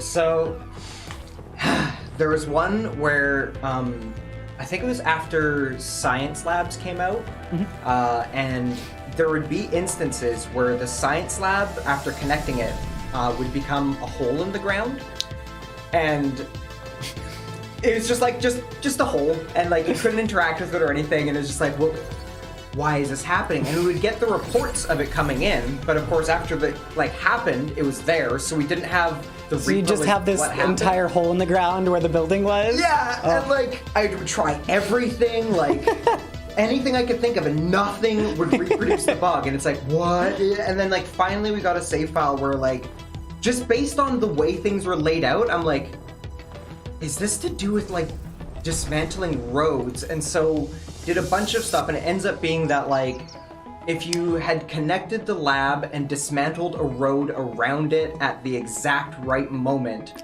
and then built a lab again there and connected it, then it would become the whole. And it was just like, I think it was a couple like months of just like, why is this happening? Why would it be like this? Yeah, like why you do? And so finding that, like the repro and getting it fixed was just such a wonderful moment of like, oh, it's done. Nice. I don't have to see this anymore. Yeah. Oh my gosh. No, that's great. That's great. Yeah, there have been a lot of like weird elusive bug things that just pop up. Yeah. Games are hard to make. Apparently. Yeah.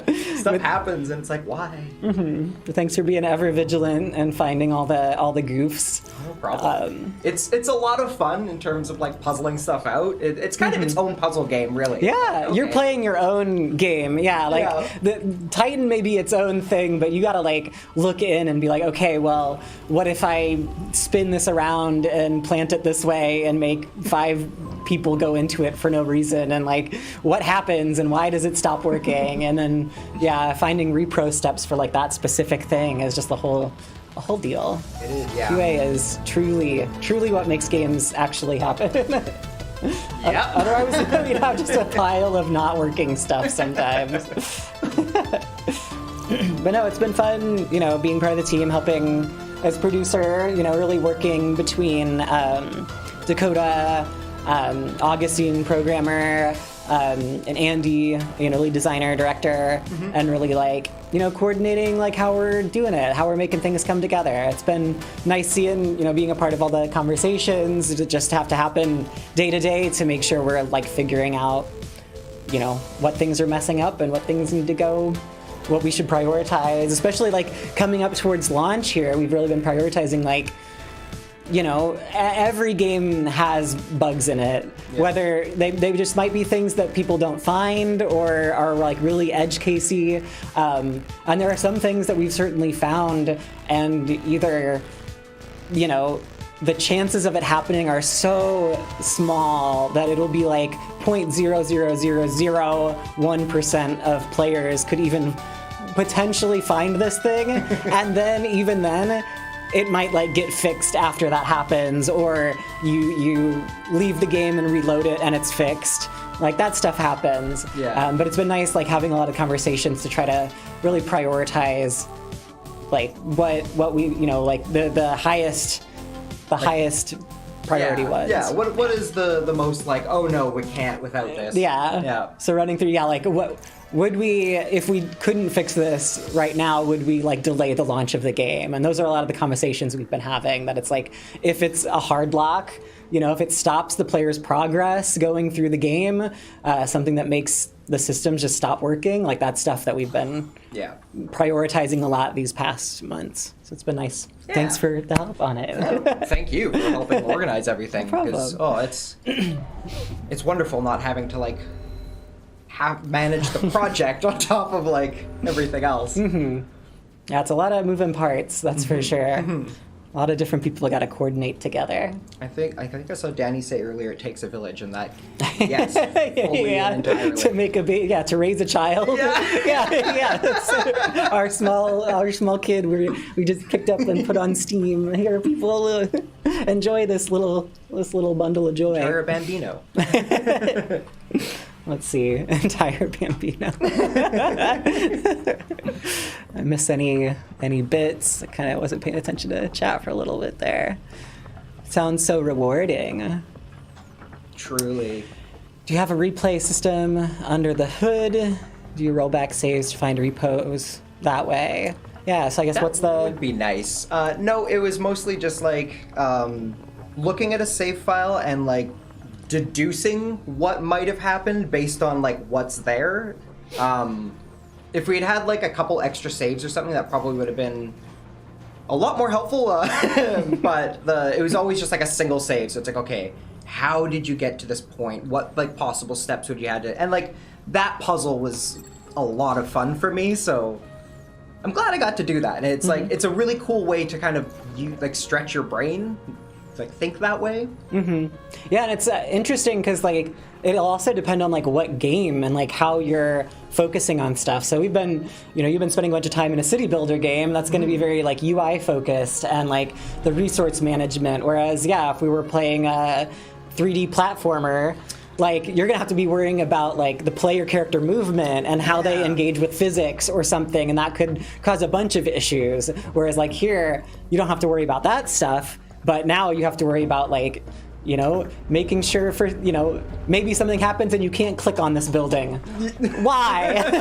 That's no problem. You wouldn't necessarily deal with that in a 3D platformer or something. Yeah. No, that's a good point. That'll be fun. Oh yeah, let me pop up back to current stuff. It truly takes a colony. Yeah. Congrats on release. Thanks. Day one on Epic. Wow, thanks, Lucky Luke. That's been a bit. Yeah, we've been in early access overall. We started on Epic probably about 2-ish something years ago, I think. Because I started 2 years ago, and we early accessed before then on Epic. And then this past, was it It may have been this past summer or the summer before that we went to Steam. I can't remember. Time is truly I think we went to Steam in June the year before, because Yes, we went to I Steam wasn't- yeah. right after I started. Okay, yeah, and so summer before last summer, we brought it to Steam, and that was about the like 17th or 18th update or something like that, official like patch that we did, or maybe earlier. I can't remember, but anyway, so yeah, when we went to Steam, that was a big kind of make sure the game's ready for people to play it, QA, and make sure that stuff's been good. So Yeah. like, yeah, you starting then? Yeah, that super was helpful. We definitely needed the people. Oh yeah, it was really cool to like hop on and like kind of get to know everything and see the sort of Steam launch and get like that experience to like compare it to this one as well, where it's like the full 1.0 launch. Yeah, and then coming to Steam was a whole other ecosystem. And Yeah. I think someone did ask, what's the benefit of starting? I think there are lots of different benefits for different folks that kind of touch the games, but like to some degree, kind of, maybe like a smaller community to deal with, community management and just that amount of feedback that's coming in, because Steam can just be a lot of people, and like in early access, it's just maybe as we were a much smaller studio at the time, the studio's probably tripled or so in size since Titan started. That kind of gives you a little baby steps to kind of get things ready, maybe in a more like forgiving place, and then being like, okay, now let's like take it to Steam. It is more stable, and really like bring it to a different audience as well. So yeah.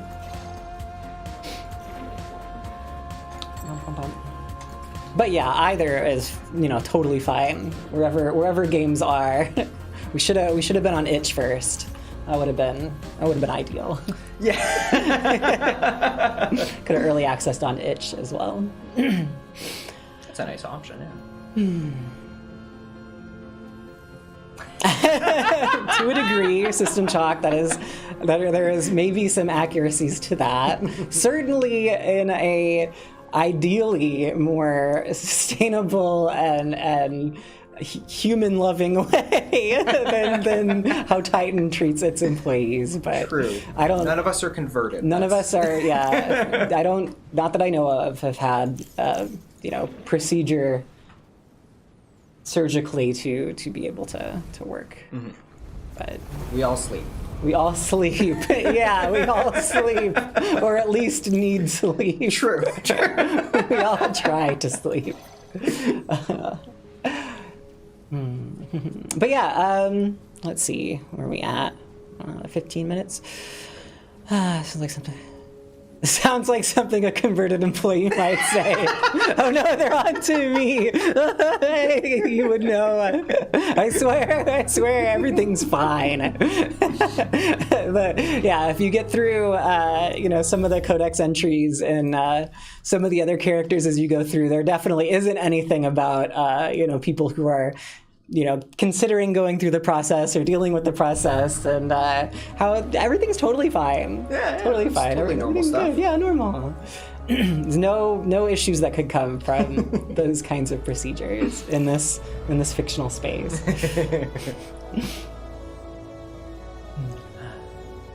Yeah, a lot of the codex entries, a lot of the voice. Here's another one. Paz. Yeah. Let's just listen to Paz. It'll probably be meaningless. It's me, Paz. No, do not look up. Sit still and don't move. Pretend you're just reading. I'm sending you this message via earpiece intercept, direct from a rebel antenna. Yes, I'm still alive. I know the council told you that I died. I made a run for it with Kahlo Armin's personal tablet, and the rebels helped me get out of the city. And Mom, it's worth it. Life out in the ruins is garbage, but I did the right thing. I have no regrets. Everyone working for the council is a fool, Mom. I was one. Dad is one still. The rebels showed me the truth. So don't mourn for me, Mom. You might never see me again, but I can change this moon, and that's all I ever wanted. I love you. Remember that. I'm doing this for you and for everyone on Titan. Okay, I haven't. Spoilers. Sorry, I haven't gotten to Paz's VO really? yet. Oh. So there are connections from the stuff Paz brought up in other people's that I have listened to. Shoot. Okay. Yeah. Anyway, so I was interested because I knew Paz was one of them, and they get brought up in another person's, and I'm like, oh, what's happening? And I was like, I can't wait to get to Paz's. So that was like, holy shit. I was wondering because I don't want to spoil stuff, but they have a whole deal. They deal with a lot. Yeah. So that was a great one to just happen around, aside from it maybe spoiling some things, but just those inklings. And they, look, we can hop to the codex here and see. Yeah, so there's, 4 more logs about the same length or longer or so that will be the continuation of Paz's story, and you get to kind of listen to this as you're building your city and playing along. So, yeah, because I've had to test all of them to make sure they work, and I listened through all of them, and I still every time they pop up, I'm like, yeah, let's go. They're so good that I can't get enough of them. Yeah. It's just such a little delicious drop of good lore. Yeah. And also the writing, the voice acting, it's the characters are amazing. Absolutely. Yeah, it's nice QA I feel like truly knows the everything in the game. They have done, you have pressed every button, you have listened and looked at everything, you have zoomed in on the art and made sure it looked the way it needs to, truly played the game to a huge degree. I would love to see, I know when I worked on a game previously, one of our our designer and producer ended up doing a lot of the level design and was running Unity, and the way that we had it set up is for doing the level design, you would run the game and kind of play in that mode, and it would connect with Steam as well, and they had just before the game was even launched, thousands of hours in the game. Yeah. It would be so cool to be able to see your playtime of Titan. It would be so much. That would be so fun. Yeah, I'm running it every day. Which is, to me, I still actively want to play Titan, which to me says a lot about it. So just I play this every day for a job, and I go home and I'm like, okay, I can't keep playing. I have to do something else. Take a break. Yeah, and now it's out, and I know we'll all be, supporting it and keeping things going. Checking as we go through launch of any big emergency bugs. If someone finds a crash that somehow we didn't, we're gonna want to fix that immediately. So we are gonna be, working on that in a while, but all of our time is gonna be starting to ramp down on Titan, and that's. I'm excited because then I can play it guilt-free at home. Yeah, you can actually, without cheats, no cheats. Yeah, exactly. Play it for real. The authentic experience. Feel like a real founder. The irony of I'm glad to not be working on the game so I can play the game. That'll be fun. No, it is. Even me playing it now, it's been nice making this little city and feeling a part of it in a way that, because I haven't in a minute really cheatlessly built a city, and everybody who's been watching for this whole time has kind of seen the ups and the downs and the adventure of this space, that it's I need the smokestack. That was a whole puzzle of systems of okay, and then it's I can make this better with the roads, and they're going from garbage town where I have habitat pods and these monetization stations to growing big enough to have the walk place. God dang it. The workplace, sorry. No, it's perfect. Okay. It's perfect. And then the melon house, just seeing these systems build up and meeting Soren, the rebel, and I think there's an amount of as I've been playing it a lot with cheats, not fully engaging with these systems is kind of detracted from my enjoyment of it to a degree too, where it's you know, I can just cheat and listen to all the audio logs, but like actually getting them as you're going through and kind of learning about it while you are having your own adventure and, you know, fighting against the rebels or however you kind of decide to play the game to a degree in all the ways that we allow you to, you know, is just really, it's really interesting. There's a lot in this game. Yeah. Sorry if this is a spoiler, but have you announced the Titan dating sim visual novel yet? or is a different team working on it? Sorry, wait, that's unannounced. Spoilers. Ooh. No. I can't confirm nor deny the you know, dating simulator that will be, you know, if you go in here and you build, you know, this little worker module, you see if you zoom in really close, you can no, maybe that UI looks kind of interesting. No, there's nothing. I'm sorry. Not that I know of. It's just swiping left and right the whole time. Yeah, playing Galaga or something. Yeah. Easy. Let's see. Yeah, no, Danny, I bet you've spent a lot of time, and you did the whole, because we did like the whole finalizing of the soundtrack, getting it mastered, getting it worked through, and you spent the hours, you listened to the entire soundtrack the other day, just listening for any issues, any problems, like very work-minded, and I'm sure that takes a ton of time, and it's a lot of work. So nice work on that. Yeah, I guess we got 5 minutes. We can kind of start rolling things up. Sorry I didn't defeat this one and get on to the next zone, but it'll be exciting. It takes a bit. Like it does. And another thing, like a lot of this is the kind of standard world space. And one thing that did come in the last few months that players haven't seen from early access at all is there are, you know, more places that, like each of these, let me jump back to the campaign map. Each of these tiles have some different, you know, different weather, different spaces. They have a different climate.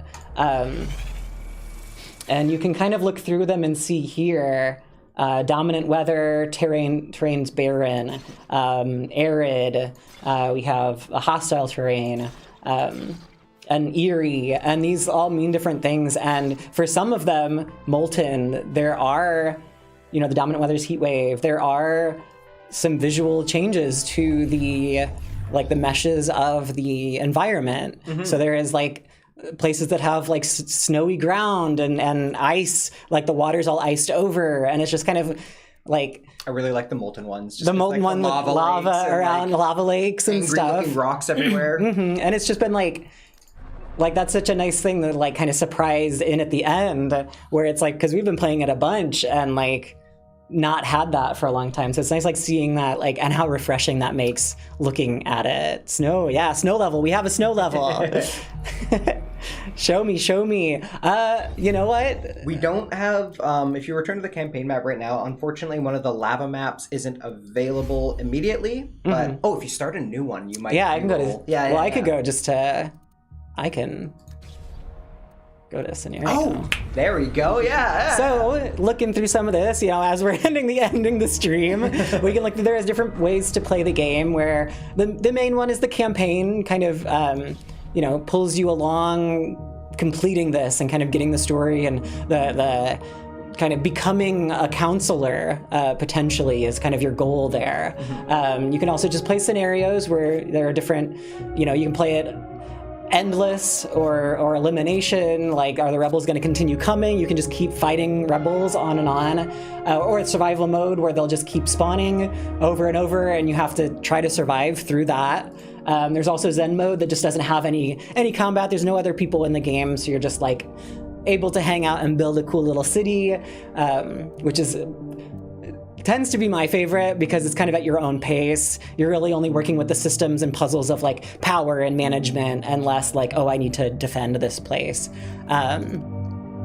But we can jump in here. Here's the other rivals that you could get. They all have their own story, their own lines, their own coda over here.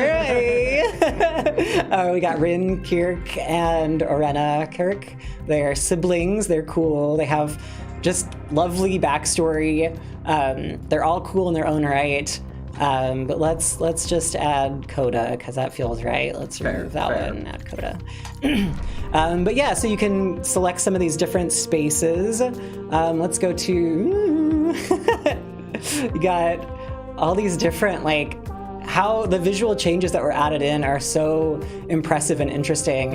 And they also changed the balance stuff too. So like each map is more like different in terms of what's available and like accessible. And yeah, the map generation is different and everything for all of them. So I think Tranquil Trailblaze has very high lakes. So you'll have to deal with how that changes your play style.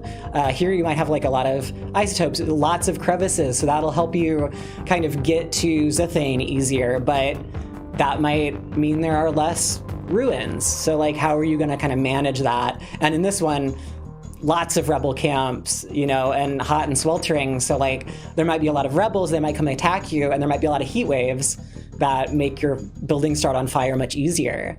Dangerous. Yeah. So let's hop into. You said the lava one is your favorite. Yeah. Okay. Let's hop in here. You can also do custom location where you can like edit and tweak what you want. Let's just go. Skip tutorial. Don't need it. But this scene is beautiful. Yeah, we watch this as we start, really like beginning the game in a way that that we kind of skipped earlier. We'll end the game with the beginning, or end the stream with the beginning. Lava. Let's see. Sorry if I've been missing some chat and stuff.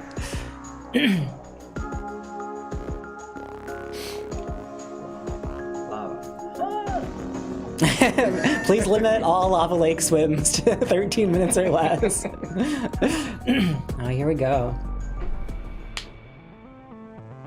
So this was Marlon, back before I was here, worked on all the cinematics, the intro cinematic, the cinematic that starts when you start the game up, all this stuff he kind of, directed and managed, and then, many different people worked on the actual scenes to like create, the art and everything. Super cool stuff. Nice little flyover.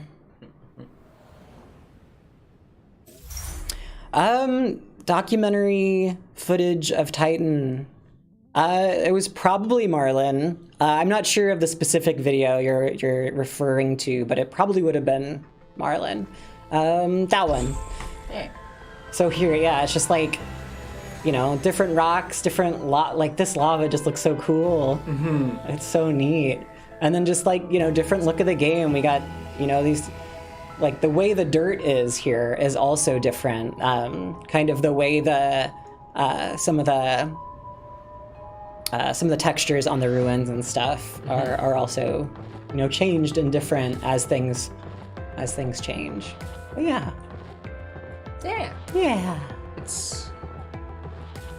It's real pretty. I love looking at it. It's real pretty. And like building out your city into it, and like the different effects you'll have in terms of like how the city will look if you're like taking pretty pictures of like things. It's yeah.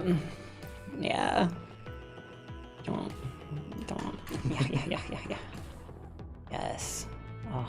Oh, do we have? Oh, the sun was setting, or is it rising? I think it's rising. It usually starts in the morning. Right. Yeah, we got the nice long shadows. Anyway, it's 1:00. Thanks everybody for this ride of our little tiny game, little bitty game. It just took like maybe a year to make. No, a lot of hard work from a lot of different people and groups and people outside of BYG, and like lots of coordination, lots of love went into.